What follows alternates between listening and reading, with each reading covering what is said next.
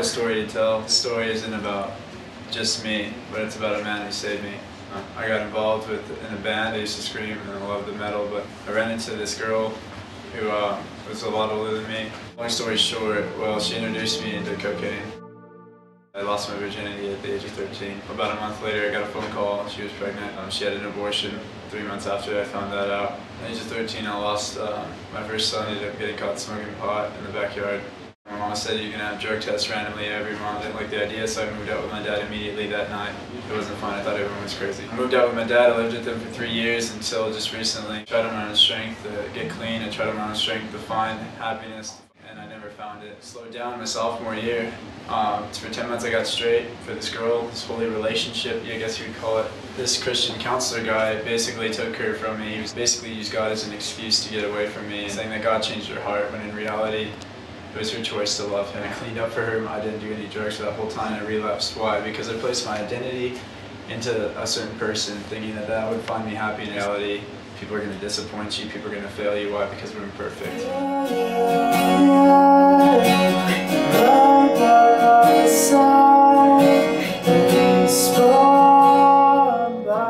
Later, I relapsed.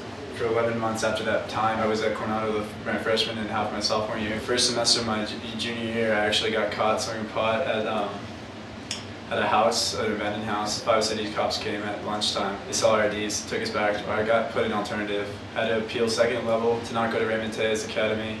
I had good grades, straight A's, everything you want to look at. I looked like a good kid on the outside, but on the inside I was dying. It was crazy to me how easy it was for me to put up a mask and look okay when in reality I wasn't. I was an alternative for half of that semester, my first semester, junior year. The second semester I came out still doing drugs, I still hated the system, I just got smarter. Started doing my habits and doing everything that I needed to do, but living a double lifestyle at the same time. Junior year went by pretty fast. I ended up writing a lot of music during that time. I was really broken. No place I'd rather be. No place I'd rather be. No place I'd rather be. Here in your love, here in your love. I wrote one song during that time, that 3-month period, and then I didn't write another song again for a long time. At the end of the day, I was always thinking, like, there's something more to this life than just doing this, and because there is.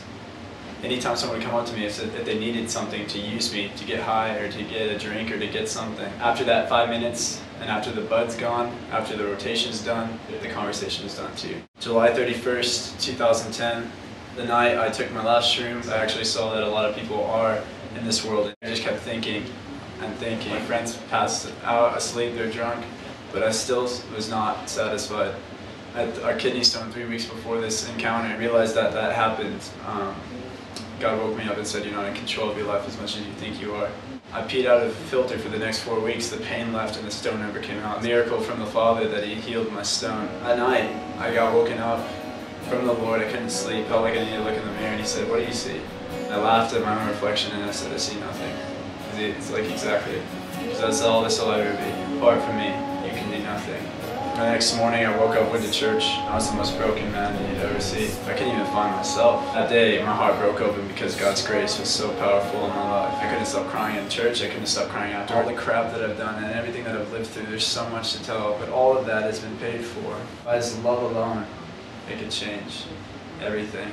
It will change you, and love will keep you straight on that path. And I chose to love a man who died for me, Jesus. I wasn't doing this for a man, I wasn't doing this to look good for people. I tried that and it doesn't last, it only falls. I'm now clean for it's almost 9 months now. I'm not perfect, I never said I was.